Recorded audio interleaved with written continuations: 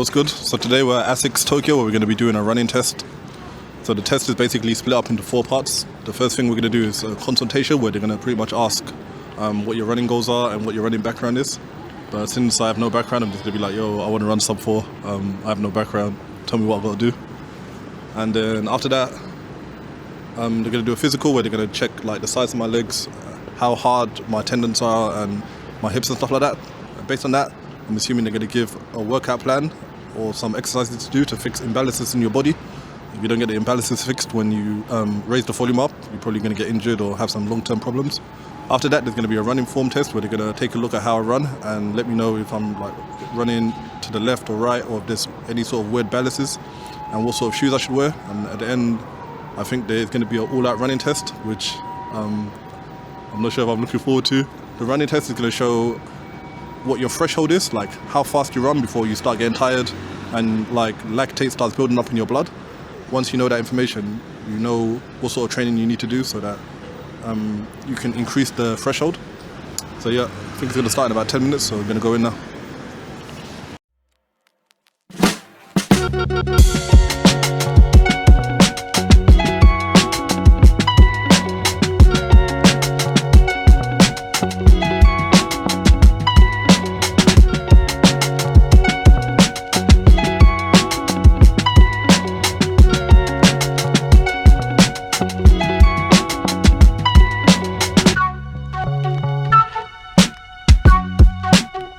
Okay, let's quickly go over the results. So first we're going to take a look at my form analysis.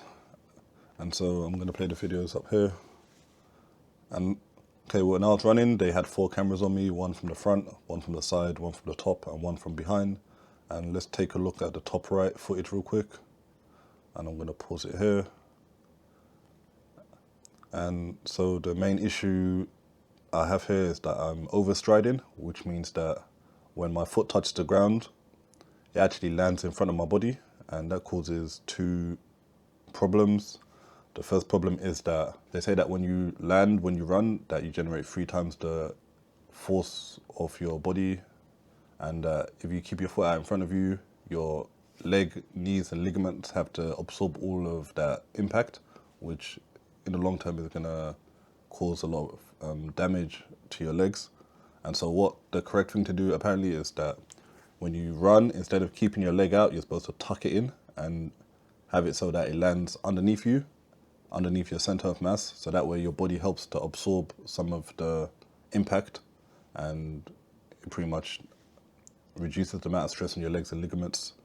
And also one other thing is that I was told that I guess when you run, the goal is that you put one leg down, then you put the other, and you kind of create momentum, I guess like a wheel. But what I'm doing is that I'm putting one leg in front and dropping it, and it's creating a braking motion. So it's like, imagine you have a car, you drive, brake, drive, brake, drive, brake, drive, brake. And it's actually making me run slower by putting my leg out in front of me and causing a braking motion, and it's disturbing the actual natural momentum that you're supposed to have when you're running. So it's actually making me slower. So I need to get that fixed. And one other thing from the front view that you can see is that my knees, I'm not really like lifting my knees up, which I think might be adding to that. So since I don't lift up my knees, it's probably hard for me to actually bring my leg or foot back when I'm running, because like there's just not enough momentum because my legs aren't engaged enough. So I need to get that fixed. The next thing is, if you look at the bottom left of the bird's eye view, you can see that when I'm running, I'm actually bringing my arms in like this, like I'm throwing hooks, like a boxer. And apparently you're supposed to do this. So yeah, I need to get some correct form in my arms when I'm moving, which will help me, I guess, generate more speed and forward propulsion compared to what I'm doing. And lastly, if we take a look at the bottom right, you can see that when I land, instead of my foot landing straight forward, it's kind of going outwards, diagonally outwards. I think it's called overpronation. I'm not exactly sure, but I heard the person said that a lot of people actually do this. So, and it's not that big of a deal, but if you can fix it, you can fix it by buying certain shoes, getting insoles, and maybe doing some sort of exercises. I actually think that the issue might be with me is that I have very inflexible ankles. So for example, when I do squats, if I was to take my shoes off, my heel can't stay on the ground. And what happens when I do squats, instead of my feet being like straight on like this, they're normally outwards. Because if they're outwards, it kind of compensates for my heel not being able to touch the ground. So I'm wondering, maybe that might be the case with the running thing, where my feet are going outwards because of the lack of flexibility. But these are the main things that I got called out on, and I'm gonna actually hire a running form coach and get it fixed next week. Okay, the next thing we're gonna look at is my running ability.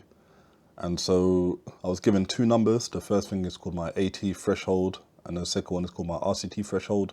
And so the AT threshold says that based on my respiratory system, if I was to run a full marathon, what pace could I run at without getting tired and my body getting like flooded with lactic acid and getting fatigued.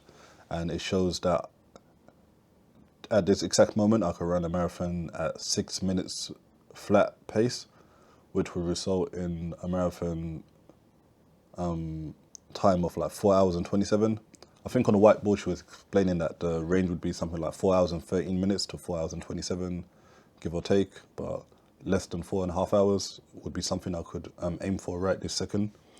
And just to clarify what exactly this means is that it means that my respiratory system can handle this pace, but it doesn't mean that my body can handle the pace. So there's two parts of the equation. For example, if I roll out of bed today and try to run a 42k marathon, the most I've ever ran is 14k. Like, my body physically just would not be able to handle running that far, because you need like your legs to physically adapt to running that sort of distance. So for me to actually run this time, I'd need to increase the distance that I run every week. And I was told that, yeah, I'd need to get to a place where maybe a month before the marathon I could run 35k at this 6 minute pace and not be completely dead after the run. And if I can get to that level, then yeah, I'd be able to like run a 4.5 hour marathon. And the next pace the next threshold I was given is RCT, which I believe is the kind of limit to where I can run this time for 30 minutes to an hour.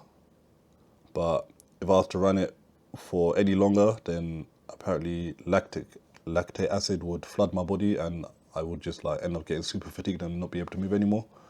So I definitely, like, for shorter races, I'd be able to run at this time, like maybe a 5k or 10k, but for any longer, my body would just give out and I won't be able to do it. And for my AT pace, my heartbeat would be like around 160. So like, she was saying that, yeah, you'd need to keep your pace at 6 minutes, but at the same time, try and keep your heart rate around 160 beats per minute. And the same with this RCT, like 5 minutes and 13 seconds, but at the same time, keep your heart beat at around 170. Quick note on the actual running test. So the way it worked is that we started off at 8 minutes and a half pace. I ran for 2 minutes, and then every minute they upped the pace. This was after the warm-up. And after I did the 5 minute section, I ended up just giving up because, yeah, it just started getting uncomfortable. And what do I mean by uncomfortable? Like, I was sweating a lot, but I couldn't really stop and like wipe the sweat because the treadmill's going at a constant speed. And if you try and start doing stuff, then you might just fall off. My shorts started hiking up and I couldn't like fix them. And my breathing started getting heavy because the mask was heavy. But, and also one other thing that was kind of messing with my head is that the treadmill felt so much faster than real life. But I could still handle the pace. So if you like take a look at the video, you could see that I'm not like frantically trying to keep up. I could literally handle the pace, but my body just started giving out and I started panicking a bit because I was having problems catching my breath. So I gave up at 5 minutes. I asked the lady if I kept going, would my numbers have changed? And she said no. So I was like, okay, that's good. And also I was a bit worried that if I crashed out on the machine, I'd break stuff, and the machinery looked pretty expensive. So I just wanted to like make sure that I stop while I could actually safely stop. And so my full marathon time's 4 hours 27, and my half marathon is 1 hour and 57. The reason for the discrepancy is because this AT is based on marathon time, and the shorter the distance, the slightly faster you can run. So I should be able to run a little bit better than 6 minutes for a half marathon. And the same with a 10k, I should be able to run a little bit faster. But my overall ceiling will be 5 hours, no, sorry, not 5 hours, 5 minutes, 13 seconds for like 30 to 60 minutes before crashing out. and trying to run any faster than that will just like leave me pretty much completely dead. They end up the report like explaining how I should train in order to increase my threshold, so that, for example, at the moment it's 6 minutes. To get it to like 5 or 4 if I wanted to, I'd need to do 3 types of runs. One would be run faster than RCT time. 2 would be run slower than AT time, like slow long runs. And last would be to run a little bit faster than AT time. And if I do that, I'd be able to increase my AT base. And if you, not base pace. And if you increase your AT pace, it should increase your RCT base at the same time. So like they're connected, but I'm not sure exactly if they're perfectly connected or like what the ratio is. But yeah, increasing one should increase the other. One other thing they said is kind of funny is that I do 100 kilometers a month at the moment, and I was told that those are rookie numbers, that I need to increase my training volume if I want to hit my goals. But yeah, hopefully that'll be something I can get done in the next couple of months. And lastly, I told them I was only doing interval training, and they said that's good, but once in a while I should switch out my interval training for threshold runs. And what a threshold run is, I need to run slightly faster than my AT pace of 6 minutes, and I need to hold that for like 40 minutes to 1 hour. And by doing that, it will help push my AT pace up. I'm not sure by how much, but yeah, they said I should include those into my runs. For short term, I should work on the threshold stuff for my half marathon. And then after the half marathon, I need to get my distance up to 30 to 35 kilometers. And lastly, they said take it slow and make sure that I rest properly, because resting is also a part of training. So I guess overall thoughts, I was actually pretty shocked that they said that my respiratory system would allow me to run at 6 minutes for a whole marathon. I guess, like, as you can see from me running on the treadmill, I'm pretty out of shape at the moment. I'm actually maybe in the worst shape I've been in for quite a while. So that's actually pretty positive to hear, because if that's my pace and I'm like this out of shape, once I get in better shape and lose like maybe 10, 15 kg, like that number should jump by quite a decent amount, and especially if I just keep training for a whole year. One thing was that I was expecting them to do a physical where you do a strength test with your legs and they like check your body, but they only do it in the Ginza branch, and I went to the Tokyo office branch, so that kind of sucked, but whatever, I guess. Yeah, I guess one interesting thing is that my Garmin still says that it would take me 5 hours to do a marathon. So it's kind of interesting how Garmin and the lab do their predictions. The lab, I guess, like takes a look at your respiratory system and lets you know based on that what you can run. But Garmin, I think it can go on is like the training data that you do.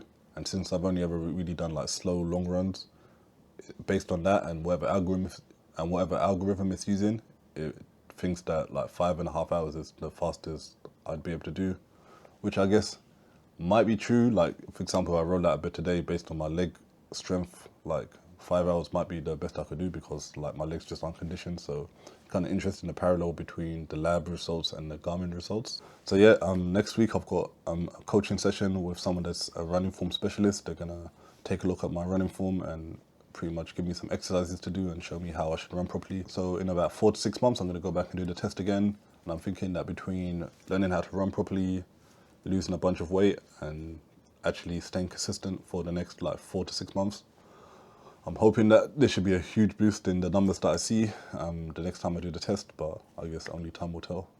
Don't forget to like and subscribe if you enjoyed the video. Peace.